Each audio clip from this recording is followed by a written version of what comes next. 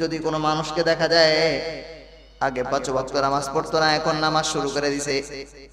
আগে মাঝে মাঝে জামাতে পড়তো, মাঝে মাঝে একা একা পড়তো, এখন কেমন যেন জামাতে নামাজ না পড়লে ভালো লাগে না।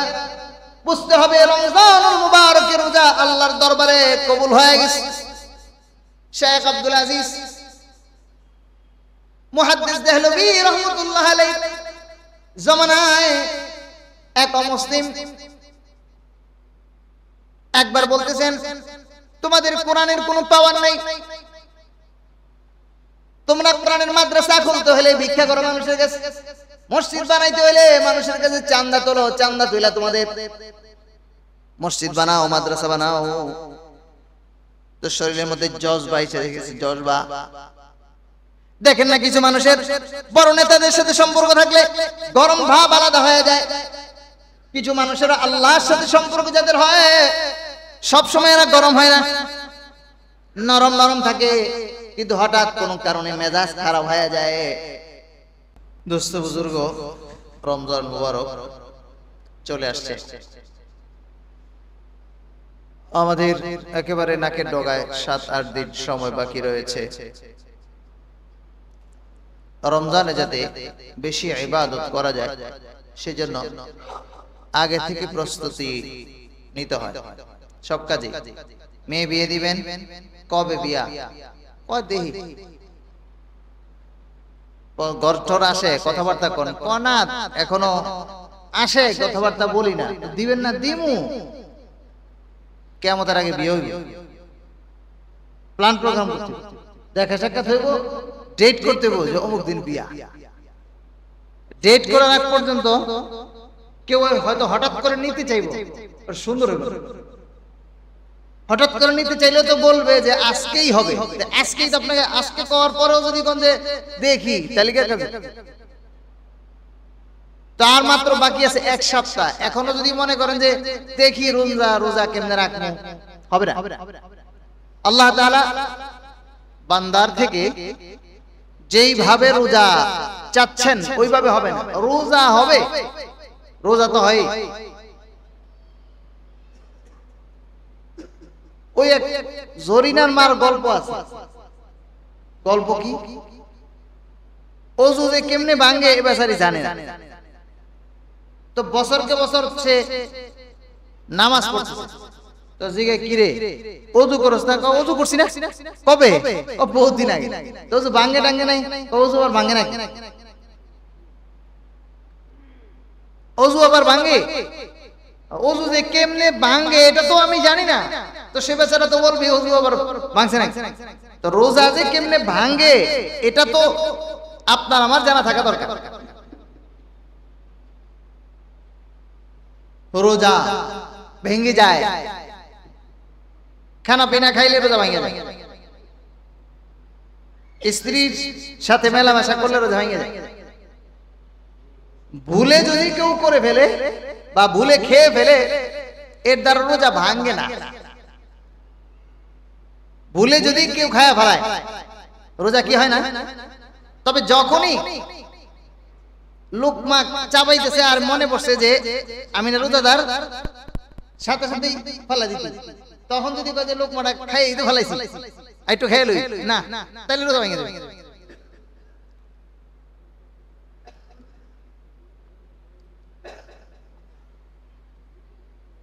রোজা কি হয়ে যাবে ভাই, ভেঙে যাবে।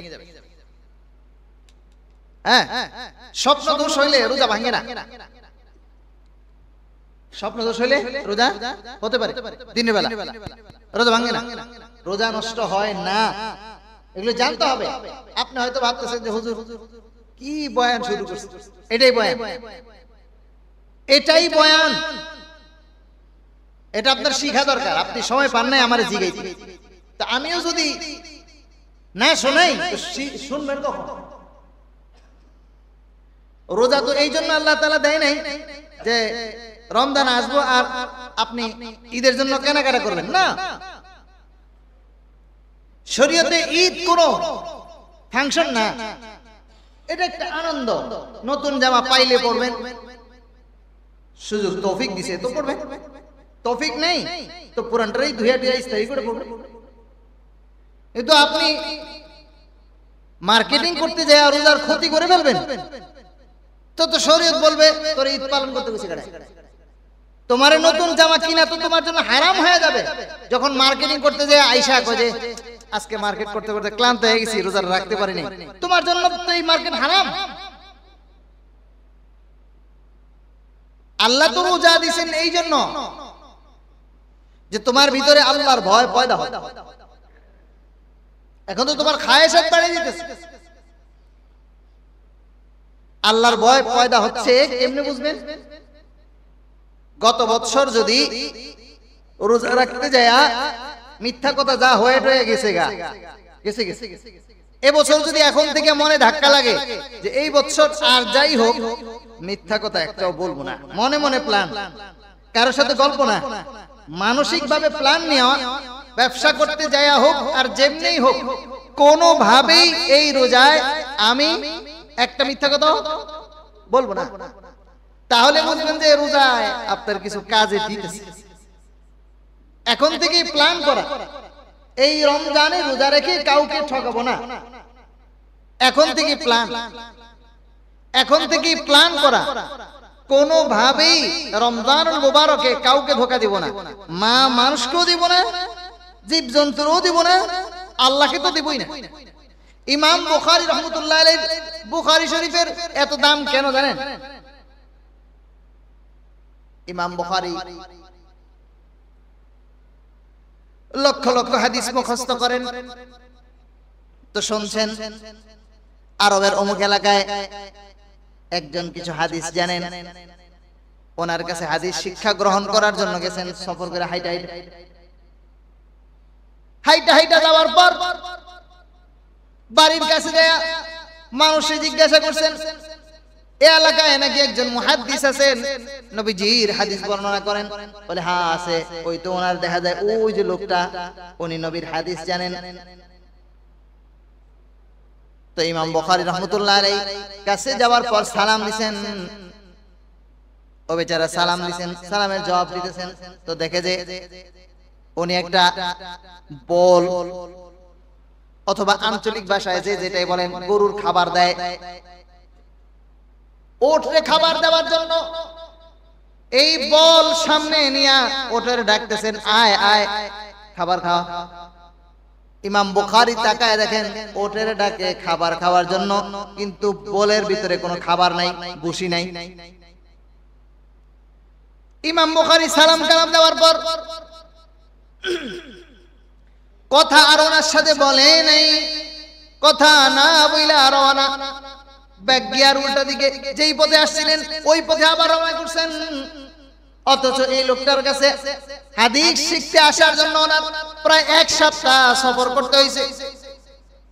এক সপ্তাহ সফর করতে আইসা সফর করার পর যার কাছে আসলেন ওনারে পায়া গেছেন, কিন্তু হাদিস শুনবেন না, শুই নাই, আবার ব্যাগ গিয়ার জায়গা মতো বাড়ির দিকে রওনা করলেন। তো ডাইকা জিজ্ঞাসা করে কি ব্যাপার, কেন আসছিলেন এত দূর থেকে? সেই বুখারা সমরকন্দ রাশিয়া থেকে আরব দেশে আসলেন, এত দূর সফর করে আইসা হাদিস না শুনে আপনি চলে যাইতেছেন, কারণটা কি? বলছেন আমি তো নবীর হাদিস শিখতে আসছি, আল্লাহ রাসূল সাল্লাল্লাহু আলাইহি ওয়াসাল্লামের হাদিসে শিখছি ধোঁকা দেওয়া কবিরা গুনাহ, মুনাফিকি, ধোঁকা দেওয়া আমানতের খেয়ানতের অন্তর্ভুক্ত। ওর তো মনে করতেছে এটার মধ্যে খাবার আছে, এটা মনে করে ওর সামনে আসবে, অথচ এই লোকটা যাই না শুই না খাবার না দিয়া ওরটারে জীবজন্তুরে ধোঁকা দিতেছে।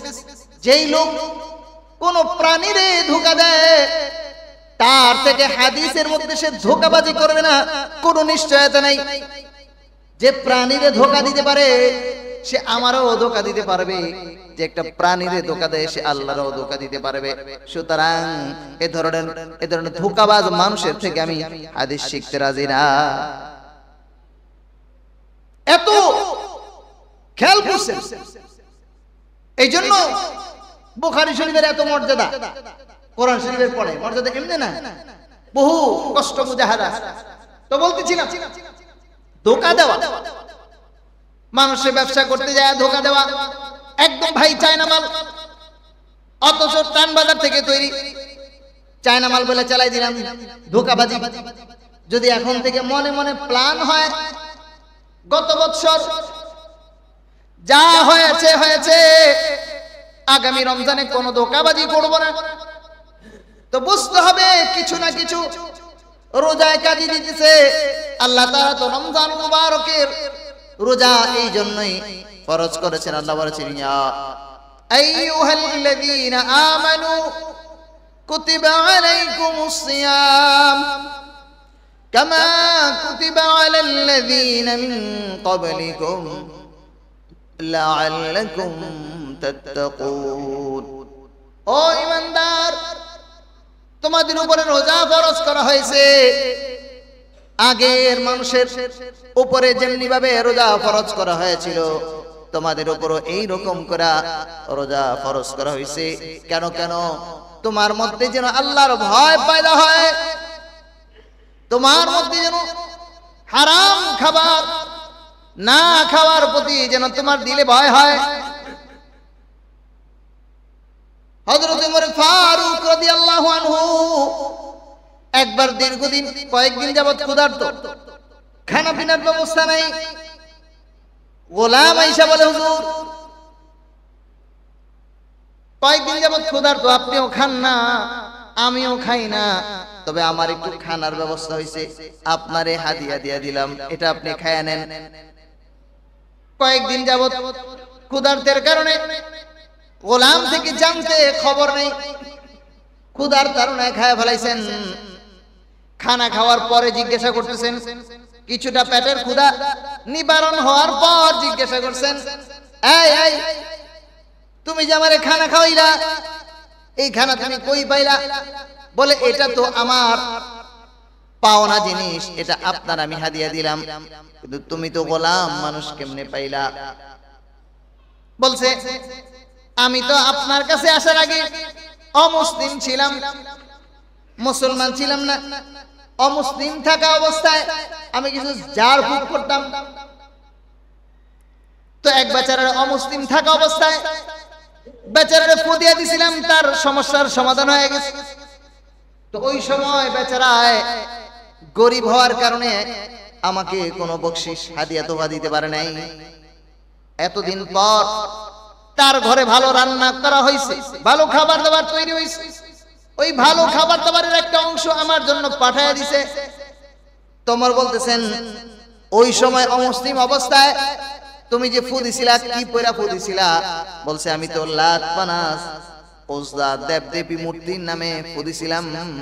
হযরত ওমর বলছেন, তাহলে দেব দেবীর নামে মূর্তির নামে ফু দেওয়া এটা তো হারাম হয়েছে, শিরক। সুতরাং শিরকের মাধ্যমে তোমার কাজ হওয়ার পরেও ওই হাদিয়া তোমার জন্য হালাল হইলেও আমার জন্য হালাল না। কতটা বাঁচতে চেয়েছেন আল্লাহর ভয়, খানা তো এবার পেটে চলে গেছে, তাড়াতাড়ি গরম পানি করাইছেন। গরম পানি কইরা গরম পানি মুখের ভিতরে দিছেন, পেট ভইরা পানি খাইছেন, এবার আঙ্গুল ঢুকাইছেন। দেখবেন যে পেট ভইরা যদি পানি খান তাড়াতাড়ি বমি হইতে চায়। গরম পানি ঢুকাইছে পেটের ভিতরে, পেট ফুলে গেছে। এবার আঙ্গুল দিয়া কয়েকবার চেষ্টা করার পরে খাবার যেগুলো ছিল সবগুলো বাইরে হয়ে গেছে। আল্লাহ বলেন, তোমার ভিতরে যেন এইরকম ভয় পয়দা হয়, ওই জন্যই আমি রোজা ফরজ করছি। রমজানুল মুবারকের রোজার মাস চলে যাবার পর যদি কোনো মানুষকে দেখা যায় আগে 5 ওয়াক্ত নামাজ পড়তো না, এখন নামাজ শুরু করে দিছে।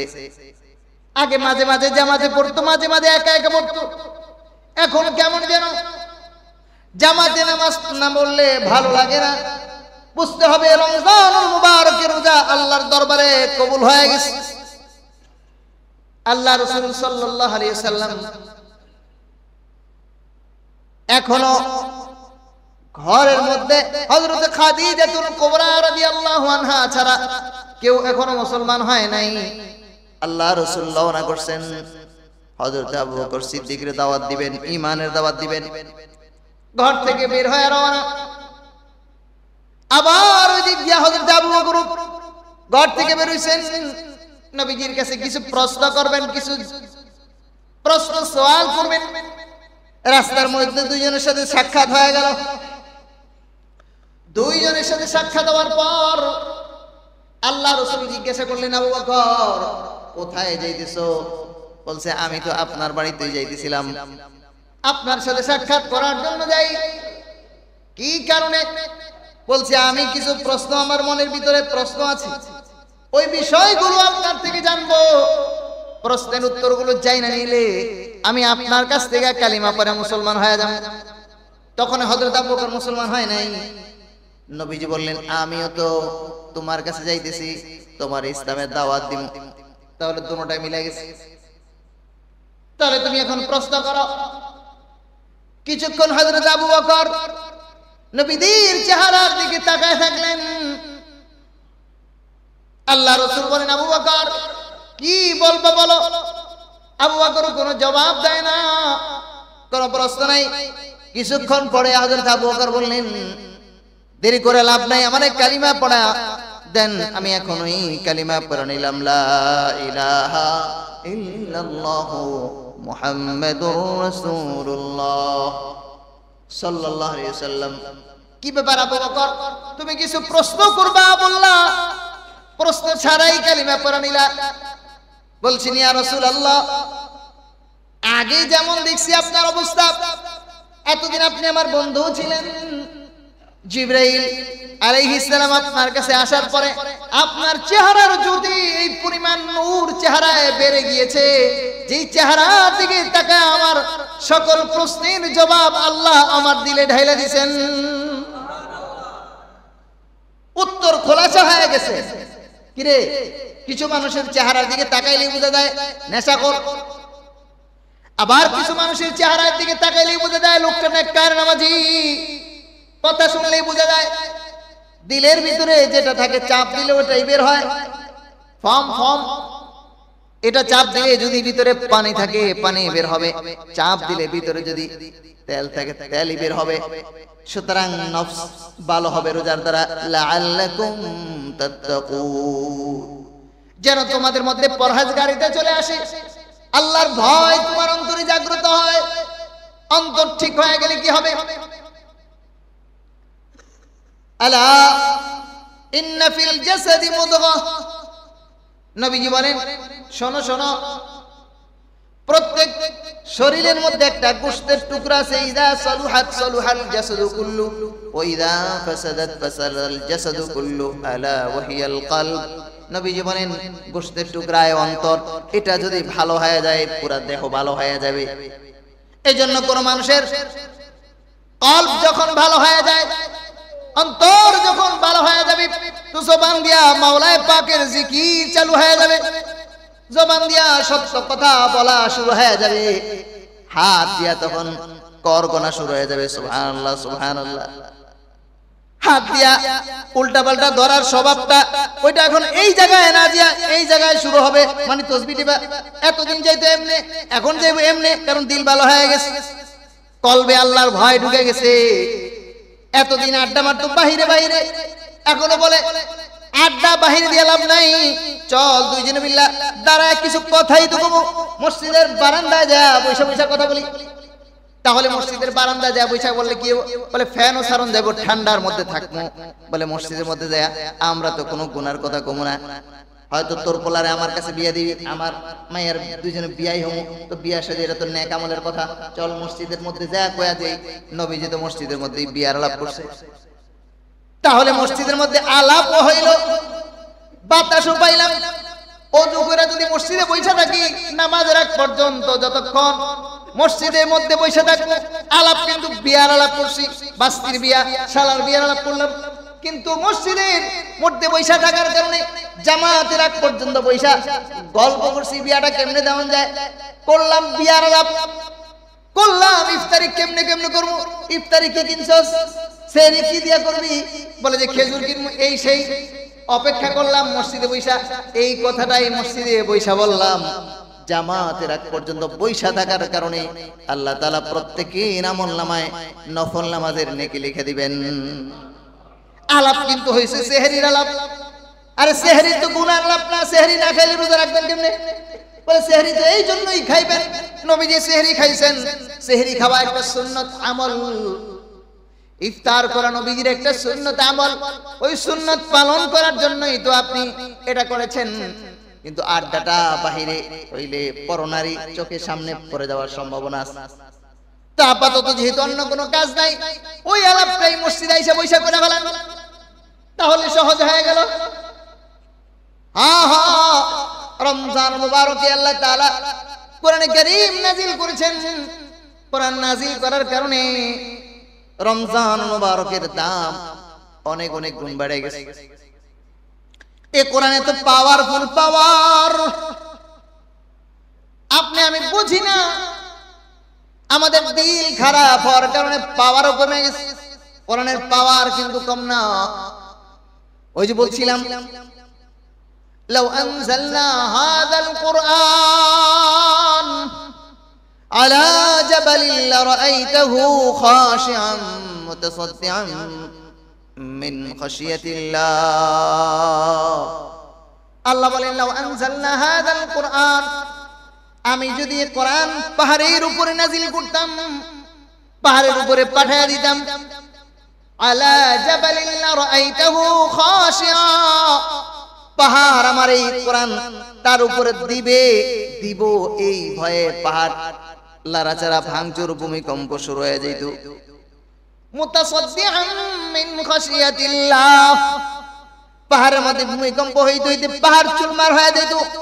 কোরআনে কারীমের সূরাতুল হাশর 28 নম্বর পারা 5 নম্বর পৃষ্ঠার শেষের পৃষ্ঠায় আল্লাহ তাআলা বলেন, খাশিআন মুতাসাদ্দিআন মিন খাশিয়াতিল্লাহ।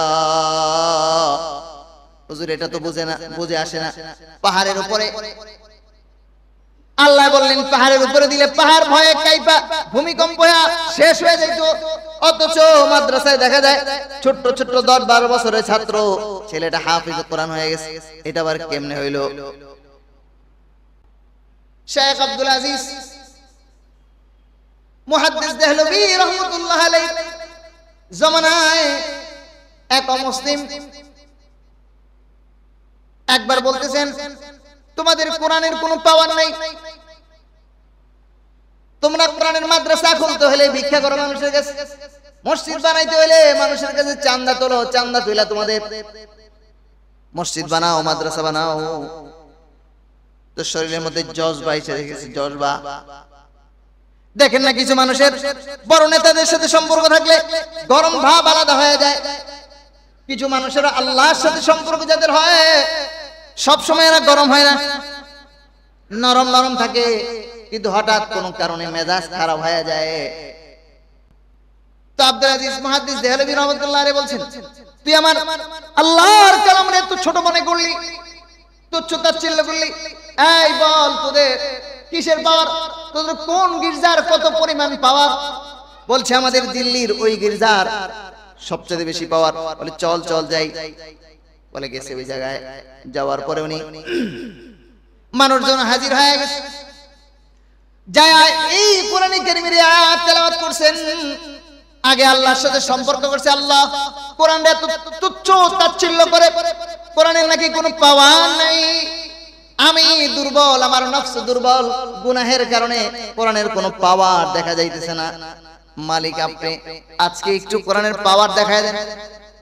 যখনই বলছিলাম আনজালনা হাযাল কুরআন, আয়াতের প্রথম অংশ পড়ার সাথে সাথেই দেখে যে গির্জার বারান্দার অংশ কাঁপাকাঁপি শুরু হয়ে গেছে।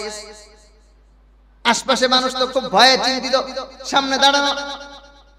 গির্জাটা ভালোই ছিল, কাঁপাকাঁপি শুরু হয়ে গেল কেন? হেলে দিলে শুরু করছে। তো সামনের অংশ পড়ছে, আর একটু আগে বাড়ছে, আলা জাবালিন লারাআইতাহু খাশিআ। পরের এতটুকু অংশ পড়ার সাথে সাথেই গির্জার বারান্দার অংশ ধইসা জমিনে পড়ে গেছে।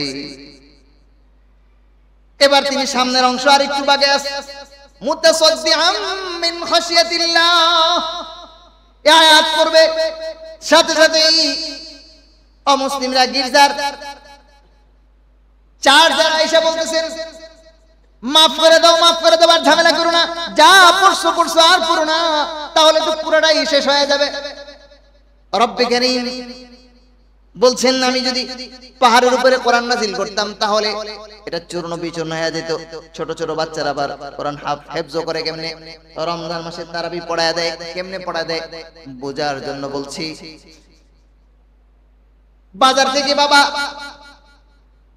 বাজার সদার করছে 5-10 কেজি 15-20 কেজি রমজানের সাহরি আর ইফতারির বাজার সদা কইরা কথার কথা বোঝানোর জন্য বলতেছি বাড়িতে নিয়ে আসবে। তো বাবা তার 3-4 ছেলে, 3 ছেলেকে বলছে, বড় ছেলেকে বলছে আব্বু তুমি বাজারটা নিয়ে যাও। তো বড় ছেলে জবাব দিছে আমি একটু ব্যস্ত আছি, আমার অন্য একটা কাজ আছে, আমি নিতে পারবো না। বেচারা দ্বিতীয় ছেলে বলছে বাবা তোমার ভাই ব্যস্ত আছে, সমস্যা আছে, তুমি একটু বাজারটা নিয়ে যাও, আমি তো বুড়ো হয়ে গেছি, 20 কেজি মাল নেওয়া আমার দ্বারা সম্ভব না। মেজো ছেলেও বলতেছে আব্বু আমি আজকে নিতে পারবো না, আমি তো প্রায় সময় নিয়ে যাই, আজকে আমার ছুটি দিয়ে দাও, আমি পারবো না। এবার বেচারা 2 ছেলে না নেওয়ার কারণে সাথে যেটা আছে ওটা তো কোন রকম ওটারই তো কোলে লইতে হয়, ওটারই আসছে চকলেট খাওয়ার জন্য ভ্যা ভ্যা করে আসছে বাবার সাথে, ওটারই তো আর বোঝা নেওয়ার কথা বলা যায় না। তো বাবা মুরব্বী বেচারা কষ্ট করে বাজার নিয়ে যখন বাড়ির দিকে রওনা হচ্ছে, ছোটের লগে যে বাচ্চা আছে ওই ছেলে বারবার কয় আব্বু আমার এই বোঝাটা দিয়ে দাও। দেখেন ছোট বাচ্চারা আপনার হাতে ব্যাগ দেখলে পারুক আর না পারুক ও কিন্তু ব্যস্ত হয়ে যায়। তো বাবা এখন কি করবে, নিরুপায় হয়ে ছোট্ট ছেলের মাথায় দিয়ে দিয়েছে 20 কেজি ওজন। বলেন তো এইবারে 20 কেজির ব্যাগটা কি ছোট্ট ছেলের মাথায় বাবা দিবে? দিলে বাচ্চা কি খুঁজে পাওয়া যাবে? ডাইল হয়ে যাবে না, এটারও তো দেওয়া যায় না, কি করা যায়? এই জন্য উনি কি করলেন, উপর দিক দিয়া বাবা ব্যাগ ধরে রাখছে, কোন রকম পোলার মাথায় শোয়ায়, এতেই পোলায় খুব লাফায় আর মনে মনে বলে আমি তো এত বড় বোঝাটা নিয়ে আসছি। বাড়ির কাছাকাছি চলে গেলে মায় যখন ফলো করছে আমার ছেলের মাথার মধ্যে এত বোঝা, দূর থেকে চিল্লাইতেছে হায় হায় হায় তুমি আমার ছেলেটাকে মেরে ফেলে। রহস্য তো মায় জানে না, ঘরের কাছাকাছি যখন যায় বলে তুমি তো আসল ঘটনা জানো না, ছেলে তো দেখাইতেছে খুব বোঝা নিয়ে আসতেছে 20 কেজি, আসলে বোঝা তার মাথায় নাই, বোঝা তো আসল ওজন আমার হাতে। ঠিক আল্লাহ তাআলা মানুষের উপরে যখন মুহাম্মাদুর রাসূলুল্লাহ সাল্লাল্লাহু আলাইহি সাল্লাম যখন কোরআনে কারীম গ্রহণ করলেন, ওই জন্য আল্লাহ তাআলা বলছেন মানুষ তো একটা বোকা, ছোট্ট ছেলের মতো মানুষ তো পাহাড়ের তুলনায় ছোট্ট প্রাণী, নদী এত বড় সাগর, সেই তুলনায় মানুষের কোনো অস্তিত্বই নেই। সূর্যের তুলনায় চন্দ্রের তুলনায় মানুষ কত ছোট, ছোট্ট একটা প্রাণী। ওই প্রাণী যখন কোরআন গ্রহণ করে আল্লাহ বলেন খলিকাল ইনসানু দাঈফা, মানুষে দুর্বল করে বানাইছি। ওটা তো একটা বোকা, বোকা হওয়ার কারণে তাড়াতাড়ি রাজি হয়ে গেছে। পাহাড় ভয় পায়, চন্দ্র সূর্য ভয় পায়, ওরা বলে ওরা শেষ হয়ে যাবে, কিন্তু মানুষ বলছে আল্লাহ তুমি যেহেতু দিতেই চাও, তোমার দেওয়ার শখ, তো আমারে দিয়ে দাও। তো আল্লাহ তাআলা খুশি হয়ে গেছে, এই পরিমাণ খুশি হয়েছে আল্লাহ জানে বান্দারে কোরআনের আসল পাওয়ার যদি মানুষের উপরে দেয় এটা ভেটকায় দেব, বাঁচবো না। কোরআন শরীফ পড়বো তো দূরের কথা। এই জন্য কোরআনে কারীমের আসল যে ওজন আল্লাহ তাআলা কুদরতি হাতে ধরে রাখছেন, আর ছাপাগুলা আমাদের সামনে যেগুলো আছে এগুলো ছাপা ছাপা, কোন রকম এটা পড়ি তাতেই আমাদের পাওয়ার এই পরিমাণ। এক একজন এক এক স্টাইলে কোরআন শরীফ পড়ে, আর মানুষের শুনতে কত মজা লাগে। কাবা শরীফের ইমাম সাহেবের পিছনে নামাজ পড়তে কত মজা। আর আবার যখন আবার মদিনায় যায় আয়েশা পাবলিক শুনে হুজুর মদিনার ইমাম সাহেবের পিছনে নামাজ পড়তে মনে হয় যেন ফজরের নামাজটা যদি আধা ঘন্টা পড়াইতো। কি কথা ঠিক না? আরো মজা লাগে। বলে এশার নামাজটা যদি কাবার ইমাম সাহেব 10-12 মিনিটে পড়ায়, 2 রাকাতে কোরআন তেলাওয়াত করে, 2 রাকাতে না পড়া যদি 4 রাকাতে পড়ার সিস্টেম থাকতো, তো আর কোরআন ছাপা কোরআন আসল ওজন আল্লাহ তাআলা ধরে রাখছেন, মানুষের উপরে লোড দেয় নাই, কোন রকম নামকে বসতে দিবেন। আর এই কারণেই আল্লাহ তাআলা কোরআনে কারীম বলেন ফাইদা ক্বরাতাল কুরআন, জাআলনা বাইনাকা ওয়া বাইনাল্লাযীনা লা ইউমিনুনা বিল আখিরা, ওজন দেই নাই, কোন রকম দিলাম।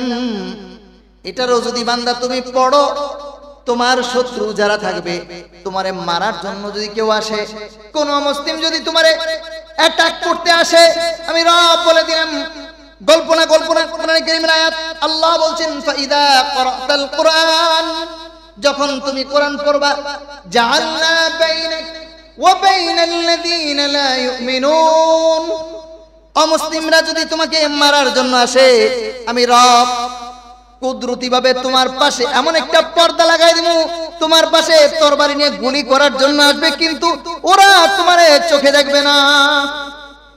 এই জন্য রাসূল করিম সাল্লাল্লাহু আলাইহি সাল্লাম বুজুর্গ আরাদিনের গল্প বললাম না, নবীজির ঘটনা শুনাই। নবীজি যখন কাবা ঘরের সামনে দাঁড়ায়া নামাজ পড়তেছেন, একজন সাহাবী এসে বলে, ইয়া রাসূলুল্লাহ, আপনি, এক লোক এসে বলছে, মুহাম্মদ তুমি এত জোরে জোরে কোরআন তেলাওয়াত করতেছো, তোমার না করছি, জোরে জোরে পড়বা না, মনে মনে পড়ো। তো নবীজি আল্লাহর সাথে কানেকশন লাগাইছে, আল্লাহ তেলাওয়াত করব না, ছেড়ে দিব। ওরা যেমনি ভয় দেখাইতেছে, আর একজন এসে বললে, আইতেছে লাডিলে, আজকে পুরো তোমার সাইজ করে দিব। কি আসতেছে? বলে হেন্দা। নবীজির একদিক দিয়ে বিয়াই, আর একদিক দিয়ে চাচি। চাচি যদি আইসা মারে তো ভাতিজা ফিরাইলেও তো সমস্যা, আবার মহিলা মানুষ লাগলেও তো সমস্যা, আরো হুজুর মানুষ হইলে তো কোনো বদনামের শেষ নেই। আসছে নবীজিকে মারার জন্য। নবীজি কাবা ঘরের সামনে দাঁড়ায় নামাজ পড়তেছেন, কোরআন তেলাওয়াত করতেছেন। ওয়াশ-শামসি ওয়া দুহাহা ওয়াল কমারি ইযা তালাহা ওয়ান নাহারি ইযা জাল্লাহা। হেন্দাইশা নবীজিকে মারার জন্য আসছে, কাবা ঘরের সামনে আসছে, কিন্তু হযরত আবু বকর পাশেই দাঁড়ানো, ভয় পেয়েছেন, না জানি নবীজিকে কি অপমান করে। হেন্দাইশা আবু বকরের জিগায়, ও আবু বকর, তোমার বন্ধু মুহাম্মদ কই?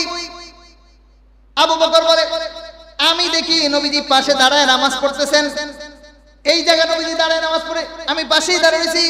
হেন্দা যেহেতু আমারে জিজ্ঞাসা করে মুহাম্মদ কই, বুঝা গেল হেন্দা তো নবীরে দেখে না। যেহেতু এটা দেখেই না, তাহলে ওরে জানায় লাভ নাই। আবু বকর জবাব দেয়, আমি কমু কেমনে, তুমি তো দেখো না। কৌশলে উত্তর, আমি কমু কেমনে, তুমি তো দেখো না, তুমি খুঁজে যাও, একটু আগে তো এখানেই দেখছিলাম। হেন্দা কয় যে আজকে পাইলাম না, পাইলে 12টা বাজায় ছাড়তাম। হেন্দা যখন চলে গেছে, নবীজির হযরত আবু বকর জিজ্ঞাসা করলেন, ইয়া রাসূলুল্লাহ, আমি দেখি আপনি দাঁড়ায় নামাজ পড়তেছেন, হেন্দা আপনারা দেখেন না, কারণটা কি? নবীজি জবাব দিলেন, আবু বকর, তুমি কি আয়াত পড়ো নাই? ফাইদা ক্বরাতাল কুরআন জাআলনা বাইনাকা ওয়া বাইনাল্লাযীনা লা ইউমিনুন, বান্দা যখন কোরআন তেলাওয়াত করবে, তো কাফেররা যদি তারে মারার জন্য আসে, আল্লাহ তাআলা কুদরত দ্বারা, পর্দা দ্বারা বান্দার হেফাজত করবেন। ওই কোরআন তেলাওয়াতের মাস, কোরআন নাজিলের মাস সামনে, আগামী মাস, কোরআন তেলাওয়াত করা দরকার আছে নি? আল্লাহ তাআলা আমাদেরকে রমজান মুবারকে বেশি বেশি কোরআন তেলাওয়াত ও রোজা সঠিকভাবে রাখার তৌফিক দান করুন। যারা সুন্নাত পড়েন সুন্নাত পড়েন।